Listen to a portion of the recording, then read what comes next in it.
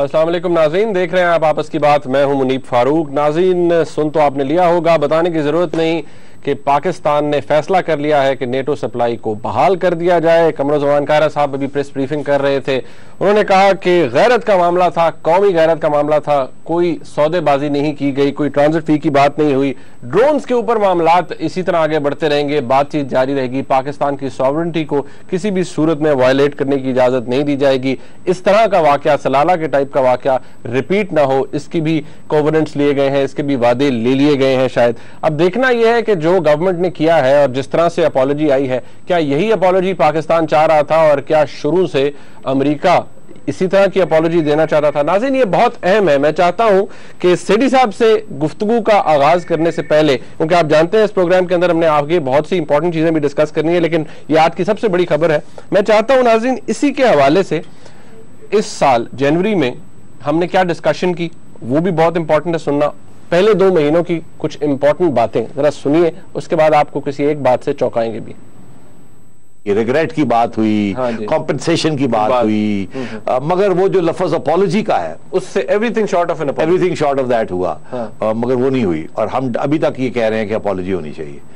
तो ये अपॉलॉजी के ऊपर हमारी फौज काफी एम्फसाइज करती है। इसका मतलब ये है कि अगर अपॉलोजाइज करेंगे तो रास्ते खुल जाएंगे, बैक टू नॉर्मल। मेरा ख्याल है कि किसी स्टेज पे अमेरिका को माफी मांगनी पड़ेगी, अपॉलॉजी देनी पड़ेगी, और फिर ये नेटो सप्लाईज वगैरह और टर्म्स जो रीडिफाइन जो हो रही है वो फिर आगे मामला चलेगा और ये जो डेडलॉक आया हुआ है ये टूट जाएगा, gridlock. Behind the scenes agreement हो गई है कि अमेरिका माफी मांगेगा, पर्दे के पीछे। नाज़रीन, पर्दे के पीछे जो बातें थी अब वो शायद सामने आ गई, लेकिन आज जो कुछ हुआ है इसके बारे में, इसके बारे में 18 अप्रैल को जो प्रोग्राम किया उसमें सेठी साहब ने क्या कहा, जो हमने डिस्कशन की उसमें क्या सामने आया, जरा सुनिए। अर्ज ये है कि अब मैं समझता हूं कि बड़ी खुली किस्म की एक प्रिंसिपल किस्म की, या आप समझे एक डायरेक्ट बना दिया गया है जिसके अंदर दोनों साइडें हर चीज के ऊपर बात करेंगी और एक दूसरे को अकोमोडेट करने की कोशिश करेंगी। इसका प्रैक्टिकल नतीजा क्या होगा वो मोटी मोटी 2 बातें मैं आपको बता दूं।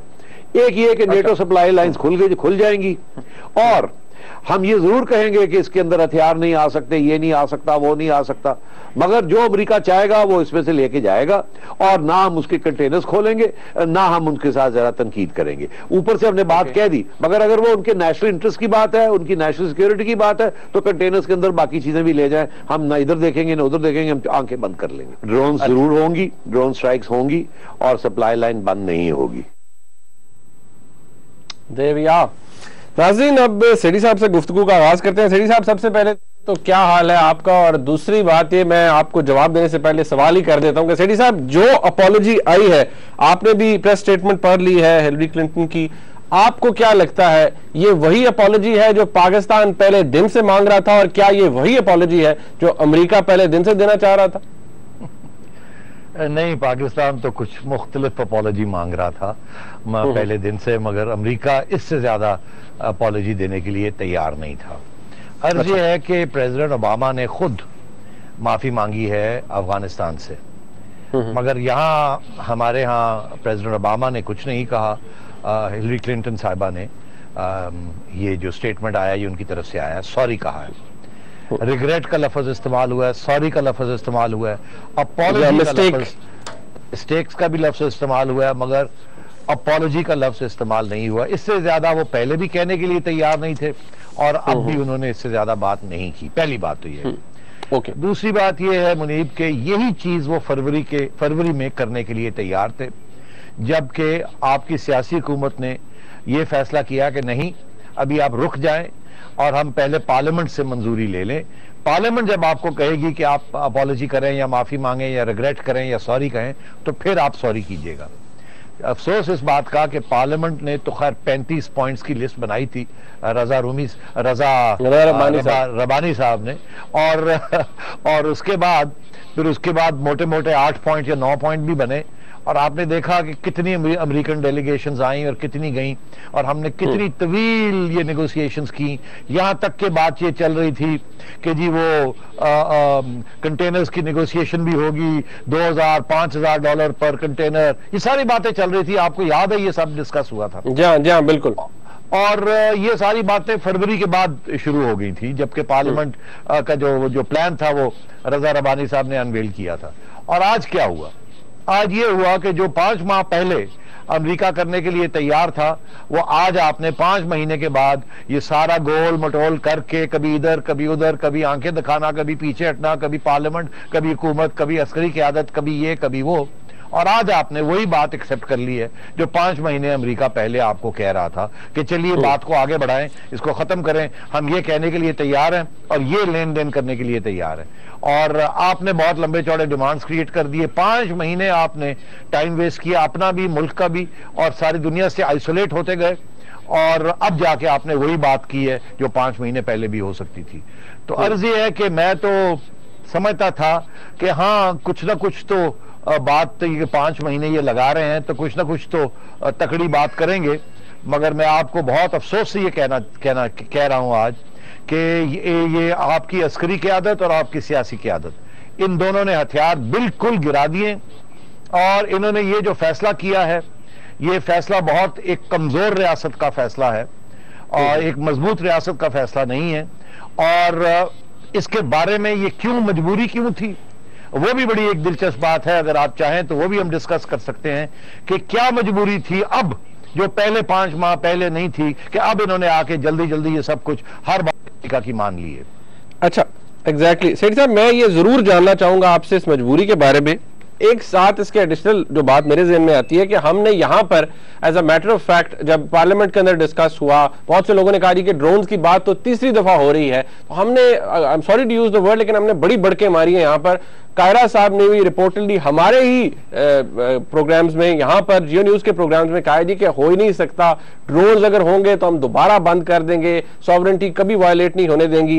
एज वी स्पीक सलाला से लेकर आज तक 22 ड्रोन अटैक्स हो चुके हैं, अभी भी कहा यह जा रहा है कि हम बात जारी रखेंगे। So we haven't got any covenant from America side के जी वो शायद ड्रोन अटैक किसी भी जगह पर बंद कर दें। तो हमने क्या हासिल किया सेठी साहब? फिर माफी तो मिल गई, माफी तो ठीक है जिस टाइप की मिलनी थी जो आपने बता दिया, लेकिन व्हाट एल्स? अच्छा, अब इसका जवाब मैं देना चाहूंगा, मगर एक और बहुत अहम बात है, चलें वो बाद में बात कर लेते हैं। आप इस तरफ ले गए डायलॉग को। क्या मिला आपको? आपको वही मिला जो पहले मिल रहा था, कुछ और नहीं मिला। पहले क्या मिल रहा था? पहले आपको कैरी लूगर मिल रही थी जो रुकी हुई थी, पहले आपको कोalition सपोर्ट फंड्स मिल रहे थे जो कि मिलिट्री ऑपरेशंस के लिए थे, स्वात और फाटा वगैरह में, वो मिल रहे थे जो रुक गए थे। ऐसे ही है ना, पहले आपके लिए IMF आने के लिए तैयार था, मगर IMF रुक गया था, और ये चीजें थी और कुछ नहीं था। पहले भी यही था, ये चीजें चल रही थी, जब आपने ये रोका वो सब चीजें रुक गई। अब क्या होगा? अब वो सारी चीजें रिस्टोर हो जाएंगी, रिस्टोर हो जाएंगी। हफीज शेख साहब बड़े खुश हो जाएंगे कि जी उनको अगले महीने में IMF भी वापस आ जाएगी, और आपका जो बैलेंस ऑफ पेमेंट से ये थोड़ी सी बेहतर हो जाएगी, IMF से पैसे मिल जाएंगे ताकि आप वापस जो कर्जे लिए हुए वापस IMF को आप वो वापस पैसे दे दें। और कोalition सपोर्ट फंड में से फौज को, आपकी मिलिट्री को हथियार मिल जाएंगे और पैसे मिल जाएंगे जो कि उनके रुके हुए थे, और हुकूमत बजट सपोर्ट मिल जाएगा कैरी लूगर बिल से। मगर अर्ज ये है, ये तो पहले भी आपके पास था, तो अभी आपको क्या मिला? कोई एक्स्ट्रा मिला? नहीं। 7 महीने आपने ये सारी चीजें रोक दी, तो मिला क्या आपको जो कि एडिशनल आप चाह रहे थे? कुछ भी नहीं मिला, अपॉलॉजी का लफ्ज भी नहीं मिला आपको।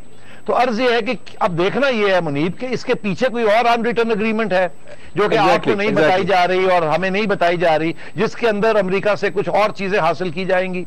ये एक तो ये सवाल खड़ा होता है कि क्या आपको सब जो बात हुई है बिहाइंड द सीन्स, जिसके ऊपर उन्होंने कहा पता नहीं कितनी तवील निगोशिएशंस होती रही, तो वो क्या थी वो बात जिसके ऊपर इतनी लंबी चौड़ी निगोशिएशंस होती रही, तो वो कब हमें बताई जाएगी? तो पहली बात तो ये है कि मैं चाहता हूं कि सबका ये डिमांड होना चाहिए कि जो भी एग्रीमेंट हुई है उसको बिल्कुल पार्लियामेंट के अंदर क्लीन कट बताया जाए हमें कि क्या एग्रीमेंट हुई है, जिसकी मिलिट्री डायमेंशन क्या है और पॉलिटिकल डायमेंशंस क्या है, ये प्लीज क्लियर होना चाहिए। दूसरी बात ये कि ये ड्रोन्स के ऊपर है, ये गोल बात नहीं चलेगी। मैं पहले दिन से आपको कह रहा था और पाकिस्तान की आवाम को बता रहा था कि अमेरिका ड्रोन्स बंद नहीं करेगा। अलबत्ता अमेरिका जो है वो आपके साथ चाहेगा कि कोऑर्डिनेट जरूर करेगा और थोड़ी कर देगा। उनकी 2 किस्म की ड्रोन स्ट्राइक्स होती हैं, एक वो स्ट्राइक होती है जिसे आप कहते हैं सिग्नेचर स्ट्राइक, जो कि गैदरिंग्स के ऊपर वो ड्रोन्स लगती हैं जहां सिविलियन कैजुअलिटीज ज्यादा होती हैं। दूसरी टारगेटेड स्ट्राइक्स होती हैं जहां हाई वैल्यू टारगेट्स को वो स्ट्राइक करते हैं। मेरा ये ख्याल है कि इस एग्रीमेंट के अंदर जो बात लिखी भी नहीं है, जो अंडरस्टैंडिंग होगी, मगर हमें बताना चाहिए इस बात को भी, वो ये होगी कि टारगेटेड स्ट्राइक्स कंटिन्यू करेंगी और सिग्नेचर स्ट्राइक्स जिसमें सिविलियन कैजुअलिटी ज्यादा होती हैं वो कम से कम होंगी।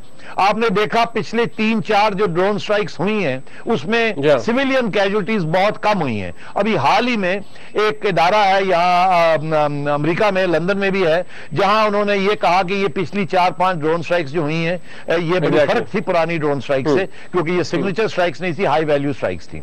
तो ड्रोन स्ट्राइक्स कम हो जाएंगी मगर स्ट्राइक्स जारी रहेंगी। दूसरी बात आपने ये कहा मुनीब कि वो कह रहे हैं जी कि ये नॉन लीथल सामान जाएगा कंटेनर्स में। अर्ज ये है कि आप अगर हिलरी क्लिंटन साहबा का बयान पढ़ें तो एक बहुत वाज़ेह बात उन्होंने कर दी। उन्होंने कहा कि लीथल सामान भी जाएगा जो कि अफगान नेशनल सिक्योरिटी फोर्स के लिए है।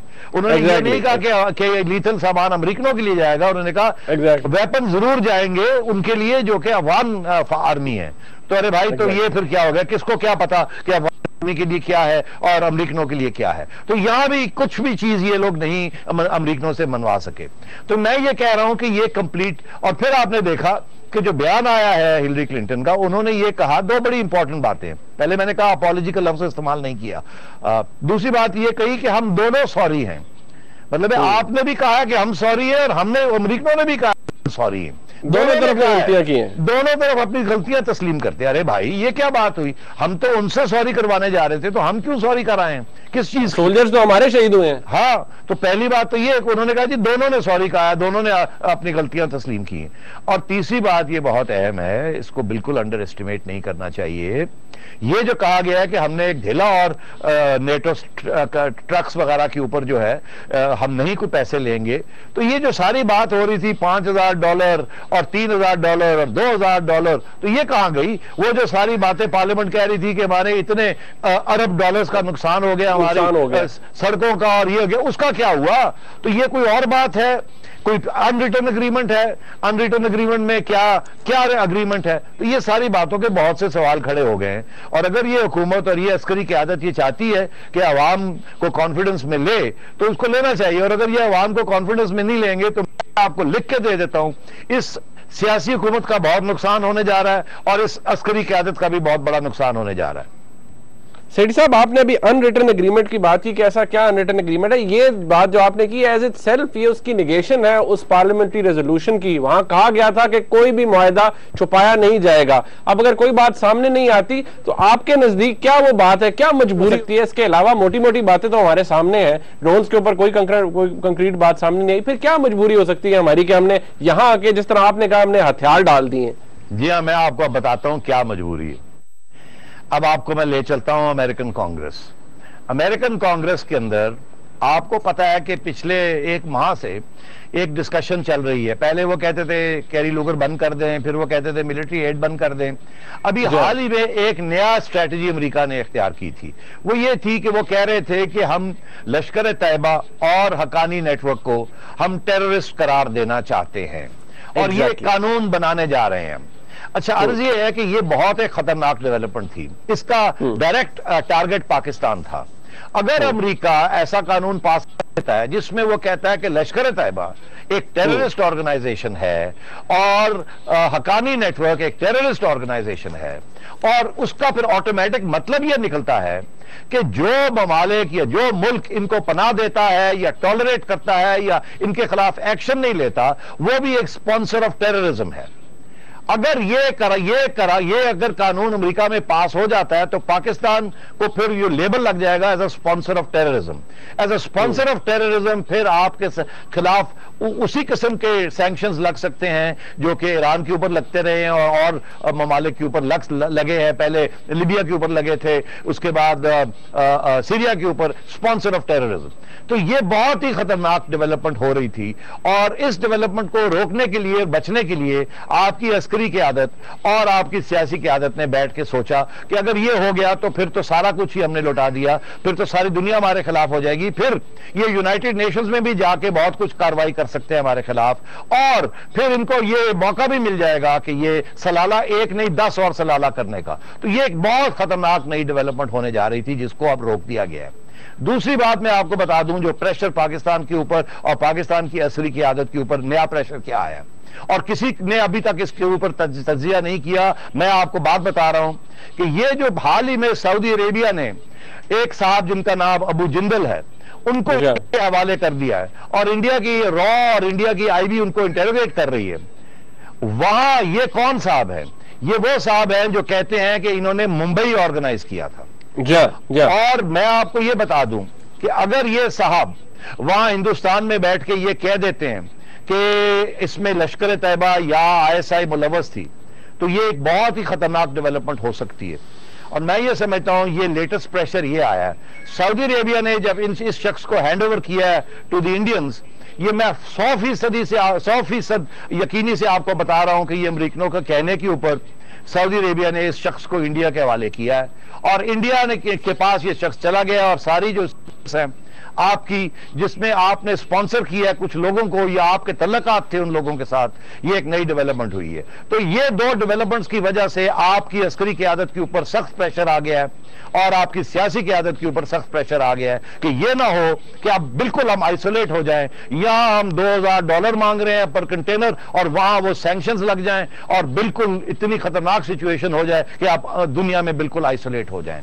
तो ये है अंडर ये जो अनरिटन स्क्रिप्ट है जो कि आपको नहीं बताया जा रहा, वो ये है। नाज़रीन, आपने देख लिया अंदर की बात, आपस की बात आपके से आ गई। So what we have fallen to वो ये है कि जी 2 टैक्टिकल मूव्स हैं अमेरिकन की तरफ से, and we have fallen prey to that. अब देखना ये है कि यहाँ पर भी जो जिस तरह का जिक्र कायरा साहब ने किया कि बहुत से लोग डुगडुगी बजाएंगे, उनका क्या हाल होगा ब्रेक के बाद उसके बारे में बात करेंगे। इंपॉर्टेंट बातें हैं नाज़रीन कि कुछ अहम शख्सियात को, बहुत से ब्यूरोक्रेट्स को, 56 के करीब ब्यूरोक्रेट्स को प्लॉट्स मिले, जज साहबान को भी प्लॉट मिले, किस तरह मिल जाते हैं ये प्लॉट्स, इसके बारे में बात करेंगे ब्रेक के बाद। हमारे साथ रहिएगा।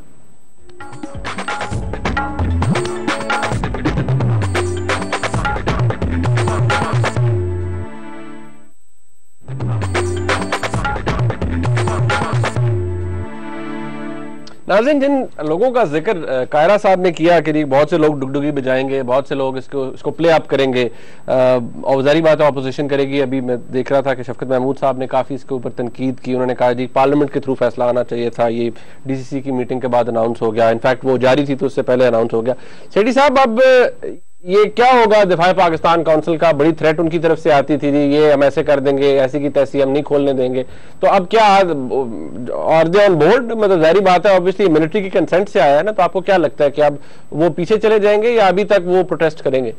देखिए, अब सूरत हाल जो है ना वो सियासी तौर पे थोड़ी सी बिगड़ेगी। मैं आपको अर्ज करूं कि ये हुकूमत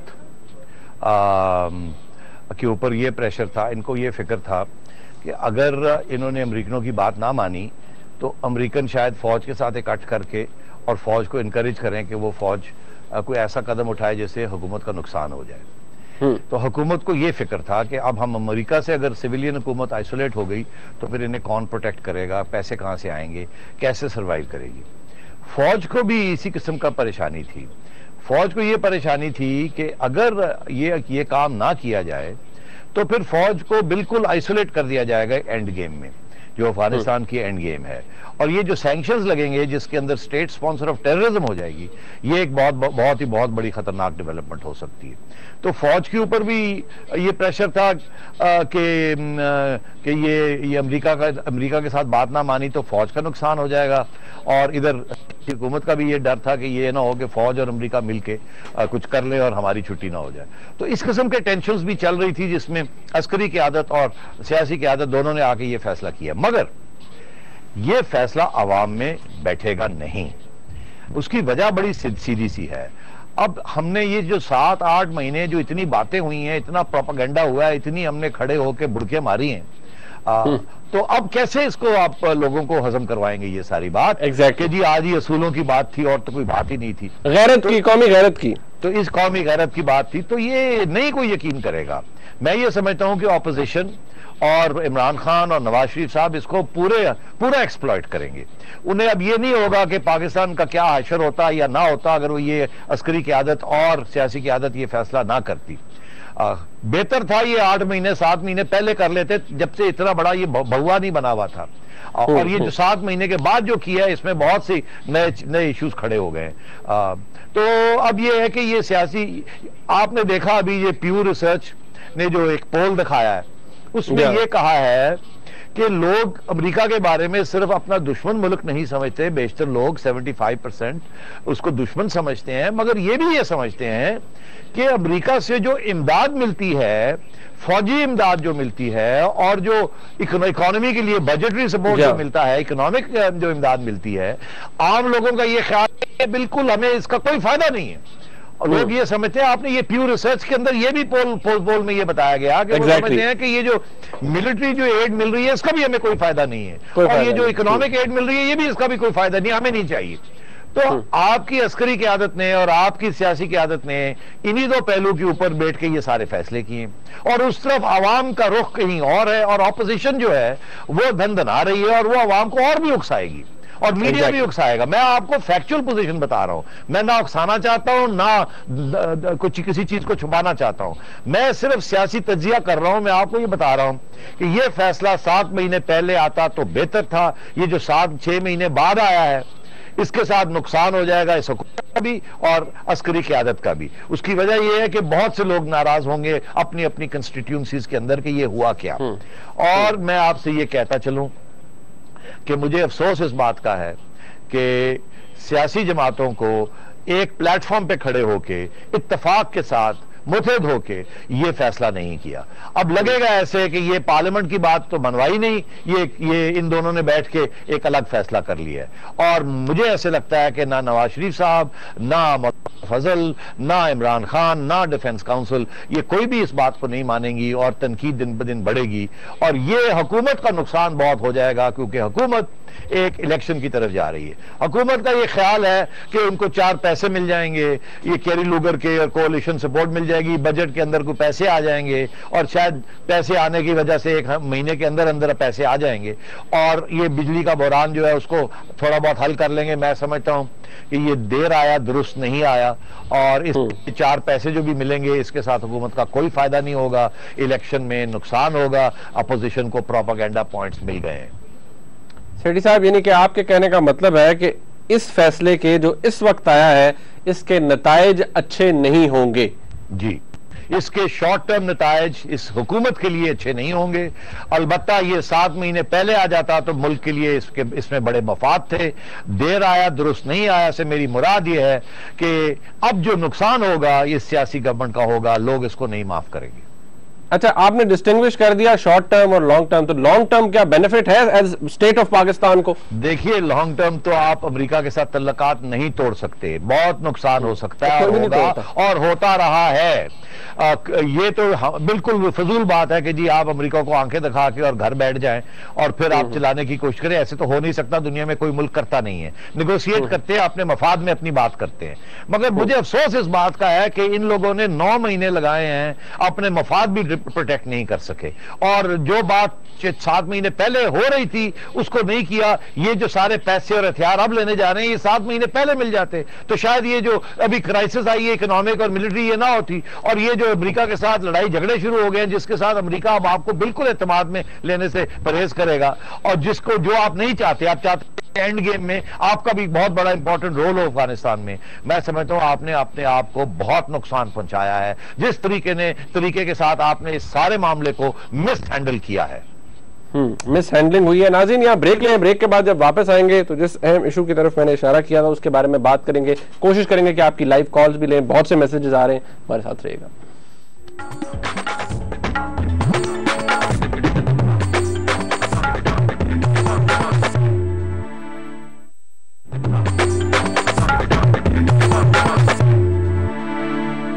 नाज़रीन, कोशिश करेंगे कि आपकी लाइव कॉल्स भी शामिल करें, लेकिन ये मामला भी बहुत अहम है। आज पब्लिक अकाउंट कमेटी के जो चेयरमैन है नदीम अफजल चंद साहब, उनकी तरफ से जारी की गई है लिस्ट जो कि उन्होंने हासिल की है सेक्रेटरी हाउसिंग से, और इसके मुताबिक तकरीबन 14 जज साहिबान जिनका ताल्लुक सुप्रीम कोर्ट से, उनमें 3 हाजिर सर्विस जज साहिबान हैं और 56 के करीब 22 ग्रेड के जो ब्यूरोक्रेट्स हैं उनको प्लॉट्स दिए गए हैं, और ये 2-2 प्लॉट्स दिए गए हैं। एक प्लॉट वाला इनमें कोई भी नहीं है, सबको 2-2 प्लॉट्स दिए गए हैं।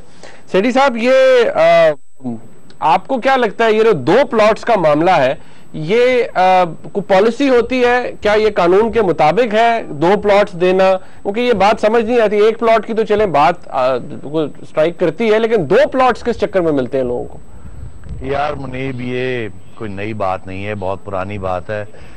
हर हुकूमत में प्लॉट्स दिए जाते हैं अपने चहेतों को, और उनको भी जो चहेते नहीं होते ताकि वो बन जाएं चहेते। तो अर्ज ये है कि मैं आपको थोड़ी सी बैकग्राउंड दे दूं। मुझे याद है कि जब चीफ जस्टिस नसीम हसन शाह थे सुप्रीम कोर्ट के, तो एक केस निकला था जहाँ के उन्होंने एक प्लॉट कराची में लिया था और एक प्लॉट लाहौर में लिया था गालबन, और उन्होंने डिक्लेयर है कि उन्होंने जब वो दूसरा प्लॉट कराची में लिया था तो कहा था कि मैंने पहले कभी कोई प्लॉट नहीं लिया, क्योंकि ये डिक्लेयर बताना पड़ता है कि भी पहले आपने कोई प्लॉट लिया है या नहीं लिया। तो चीफ जस्टिस ऑफ पाकिस्तान जो थे, उन्होंने ये बात नहीं बताई थी जब उन्होंने कराची का प्लॉट लिया था कि उन्होंने पहले भी एक प्लॉट लिया हुआ था। बाद में ये बात निकली तो उनके पास कोई जवाब नहीं था। ये कहा गया कि क्योंकि मुझे कराची जाना पड़ता था, कराची बेंच में बैठने के लिए, तो इसलिए फिर मैंने वहां सोचा कि शायद शिफ्ट ही कर जाऊं यहाँ रिटायरमेंट के बाद, तो मैंने ये प्लॉट ले लिया। मेरा ख्याल था घर में, मगर बाद में ये खबर भी आई कि उन्होंने वो प्लॉट बेच दिया था। तो अर्ज ये है कि ये मैंने इसलिए आपको एग्जाम्पल दिया from the highest and the mightiest. अर्ज ये है कि सबसे पहले ये प्लॉट स्कैंडल निकला था जब मोहतरमा की गवर्नमेंट आई थी 1988 में, और उस वक्त हाकिम अली जरदारी साहब, आसिफ जरदारी साहब के वालिद, वो पब्लिक अकाउंट्स कमेटी के चेयरमैन थे, और उन्होंने एक पूरी लिस्ट शाया की थी जो कि हमारे अखबार ने भी शाया की थी, जो जिसमें उन्होंने बताया था कि ज़ियाउल हक साहब के जमाने में किस किस को प्लॉट्स मिले। और काश के आज आप वो लिस्ट पहले निकाल लेते और उसके बाद कम से कम हर गवर्नमेंट के दौरान 1 या 2 लिस्टें ऐसी शाया हुई थी जिसमें लोगों को प्लॉट्स मिले थे। तो ये प्लॉट्स, ये 2-2 प्लॉट्स की बात कर रहे हैं आप? 2-2 प्लॉट से ज्यादा, मतलब अच्छा। है कि जी, ये मैं आपको सिर्फ बता रहा हूं सिविलियंस को, जिसमें ब्यूरोक्रेट्स, जजेस, पॉलिटिशियंस वगैरह वगैरह। इसमें मिलिट्री साहब हजरात जो हैं उनको जो प्लॉट्स मिलते हैं उसका कोई ताल्लुक नहीं था पब्लिक अकाउंट्स कमेटी में, क्योंकि वो डायरेक्ट मिलते हैं उनको। इसमें जर्नलिस्ट भी होंगे सेठी साहब? उसमें जर्नलिस्ट भी थे, मगर कम जर्नलिस्ट थे। जर्नलिस्ट के लिए अलहदा बाद में कॉलोनीज वगैरह बनाई गई जहां प्लॉट्स दिए गए, और ये ज़ियाउल हक साहब के जमाने में भी हुआ, मोहतरमा के जमाने में नहीं हुआ, और नवाज शरीफ के जमाने में भी कुछ जर्नलिस्ट को प्लॉट्स मिले, और फिर ये जब मुशर्रफ साहब आए तो उसके जमाने में भी हुआ, पूरी कॉलोनीज बनी एंड सो ऑन। तो अर्ज ये है कि देखिए, गरीबों को प्लॉट देना, गरीब जर्नलिस्ट को प्लॉट देना, मिडिल क्लास जर्नलिस्ट को प्लॉट देना, तो ये तो अच्छी बात है, ताकि वो अपने पांव पे खड़े हों और वो किसी के दबाव में ना आए, तो ये तो बड़ी अच्छी बात है।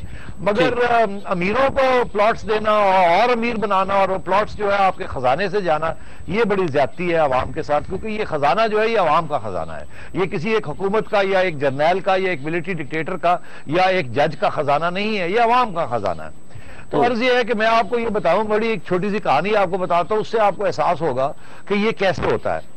1996 में जबकि मोहतरमा की गवर्नमेंट को डिसमिस किया गया, फारूक लगारी साहब प्रेसिडेंट थे, तो उस वक्त एक केयरटेकर गवर्नमेंट बनी जिसके प्राइम मिनिस्टर से मेराज खालिद साहब, जो कि बड़े माने हुए उस वक्त के सोशलिस्ट करार देते, जो अपने आप को कहते थे कि मैं बड़ा सोशलिस्ट हूं, और बड़ी एक अपनी तरफ से क्लीन काबीना बनाई उन्होंने, और उसमें ये सारी बातें डिस्कस हुई, और आपका खादिम भी अनफॉर्चुनेटली उस काबीना का हिस्सा था।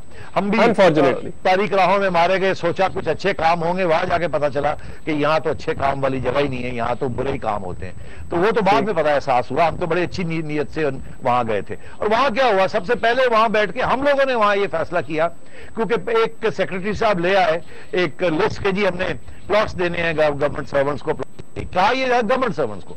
तो जब थोड़ी सी तफ्तीश की तो पता लगा उसमें ग्रेड 22 के सेक्रेटरीज भी हैं, ग्रेड 21 के भी हैं। और जब ये पूछा गया कि ये पहला प्लॉट है, ये दूसरा प्लॉट है, तो हमें कैबिनेट सेक्रेटरी साहब ये इंफॉर्मेशन देने से परहेज कर रहे थे, बताना नहीं चाह रहे थे। तो हमने ये फैसला किया काबीना ने कि किसी को प्लॉट्स नहीं मिलेंगे। और लगारी साहब को भी जाके हमने ये कहा कि ये प्लॉट्स किसी को नहीं मिलने चाहिए, हम तो 3 महीने के लिए आए हैं, हमें ये बात नहीं करनी चाहिए। तो बात तय हो गई। आप यकीन करें 2 दिन पहले, उस गवर्नमेंट के खात्मे से 2 दिन पहले, जब हम लोग सारे बोरी बिस्तर उठा के लाहौर आ गए थे, और 2 दिन पहले का भी वो गवर्नमेंट का खत्म होने से एक लिस्ट शाया हो गई कि जाते जाते इसी हुकूमत ने जिसके फैसले काबीना ने करने थे वो काबीना ने नहीं किए, पता नहीं किस लिए किए, एक नई लिस्ट शाया हो गई कि इनको भी प्लॉट्स दे दिए गए। तो ये तो सूरत हाल है ये प्लॉट्स की। ठीक, अच्छा सेठी साहब मुझे ये बताइए, बड़ा दिलचस्प बात है, ये पीएससी ने खत लिखा था इन्हीं प्लॉट्स के हवाले से, क्योंकि 3 हाजिर सर्विस जज साहबान की बात थी, उन्होंने रजिस्ट्रार साहब को बुलाया, तो रजिस्ट्रार साहब ने जो जवाब दिया वो मैं समझने से कासिर हूं। उन्होंने कहा जी कि पीएससी का ये इख्तियार नहीं है कि वो रजिस्ट्रार सुप्रीम कोर्ट या सुप्रीम कोर्ट के किसी अहलकार को बुलाकर उनसे पूछताछ कर सके, और आर्टिकल 68 जो है वो प्रोटेक्ट करता है कि आप कॉन्डक्ट ऑफ जजेस जो है उसको डिस्कस ना करें पार्लियामेंट के अंदर। अब मेरे नाज़रीन को नजर आ रहा होगा नाज़रीन कि ये आर्टिकल 68 क्या है, आपके सामने आ रहा होगा। सेठी साहब, ये जजेस का कॉन्डक्ट डिस्कस हम नहीं कर सकते कि जो उनकी while they are discharging their duties. अब 2 सवाल मेरे हैं आपसे कि क्या ये प्लॉट लेने का जो मामला है ये कॉन्डक्ट के अंदर आता है, इन डिस्चार्ज ऑफ देयर ड्यूटीज? दूसरी बात ये कि ये तो जजेस से मुताल्लिक है, रजिस्ट्रार साहब को किस चक्कर की इम्यूनिटी है? नहीं तो फिर आपने तो खुद ही सवाल भी कर दिया और जवाब भी दे दिया मुनीब, अब मैं क्या कहूँ। नहीं, मैं आपसे पूछ रहा हूँ कि ये क्या ये है कि ये तो बड़ा क्लियर कट है, एक्स्ट्राऑर्डिनरी जवाब है रजिस्ट्रार साहब का। उन्होंने जवाब नहीं दिया। सवाल ये पूछा गया था कि आप हमें आके बताएं कि ये पहला प्लॉट है, दूसरा प्लॉट है, ये 2 प्लॉट्स क्यों है, ये किस कानून के तहत लिए गए, कोई डिस्क्रिशनरी कोटा से ये लिए गए, या डिक्लेरेशन जो की थी वो क्या थी या क्या नहीं थी। इसका ताल्लुक जजेस के कॉन्डक्ट के साथ नहीं है in the course of their duties. Judicial decisions की बात होती है, और जो सुप्रीम कोर्ट के अंदर बैठ के जब अदालत के अंदर होते हैं, ये कि घर कैसा बनाया और ये क्या किया, इसका तो जुडिशियल कॉन्डक्ट के साथ कोई ताल्लुक नहीं है प्लॉट लेने का। और ये जो रजिस्ट्रार साहब है, उन्होंने अपने आप को सुप्रीम कोर्ट के जज की हैसियत में एक यूनिफॉर्म पहना लिया है, विग पहन ली है कि जी रजिस्ट्रार को भी पार्लियामेंट सकती। ये तो मैं समझता हूं बहुत ही एक्स्ट्राऑर्डिनरी किस्म का खत है, और मुझे बहुत अफसोस हो रहा है सुन के कि अब हमारे रजिस्ट्रार साहब भी अपने आप को एक सुप्रीम कोर्ट का जज समझने लगे हैं, और वो ये कह रहे हैं कि पार्लियामेंट तो मुझे भी नहीं पूछ सकती। अरे भाई, अगर कुछ छुपाने वाली बात है तो छुपा रहे हैं कुछ चीज, तो क्या छुपाने वाली बात है? क्या कोई गलत बयानी हुई है? तो आपका क्या ख्याल है कि अगर गलत बयानी हुई है तो ये गलत बयानी बाहर नहीं निकलेगी किसी दिन? चले मैं पूछ लेता हूं आपसे कि आप मुझे बताएं कि आपने ये जो प्लॉट्स लिए हैं, जिन लोगों ने भी लिए हैं, जो डिक्लेरेशन साइन की थी उसमें डिक्लेयर किया था कि आपने पहले भी प्लॉट्स लिए हुए, हमें कोई इतराज नहीं है, मगर कोई गलत डिक्लेरेशन हुई है या नहीं हुई? कोई दिखा सकते हैं हमें वो डिक्लेरेशन? ये हम सुप्रीम कोर्ट के जजेस की कॉन्डक्ट की बात नहीं कर रहे हैं, इसका कोई ताल्लुक नहीं है कॉन्डक्ट के साथ। ये रजिस्ट्रार साहब ने तो जो किया है, मैं समझता हूं इट्स एक्स्ट्राऑर्डिनरी। पार्लियामेंट की मैं होता पार्लियामेंट की प्रिविलेज कमेटी में, तो मैं रजिस्ट्रार साहब को बुला लेता कि आपने पार्लियामेंट की जो तौहीन कर दी है, बिकॉज पार्लियामेंट की प्रिविलेजेस कमेटी के अंदर भी ये कानून है कि आप अगर पार्लियामेंट की तौहीन करें तो उसका भी बड़े कॉन्सिक्वेंसेज होते हैं। बिल्कुल। नाज़रीन, वक्त खत्म हो गया, हमने कोशिश की कि आपकी कॉल से आ सके, लेकिन ये भी काफी इंपॉर्टेंट टॉपिक था, इसके हवाले से बात होनी थी। इस प्रोग्राम का फीडबैक हमें जरूर दीजिएगा। देखने का बहुत शुक्रिया। खुदा हाफिज।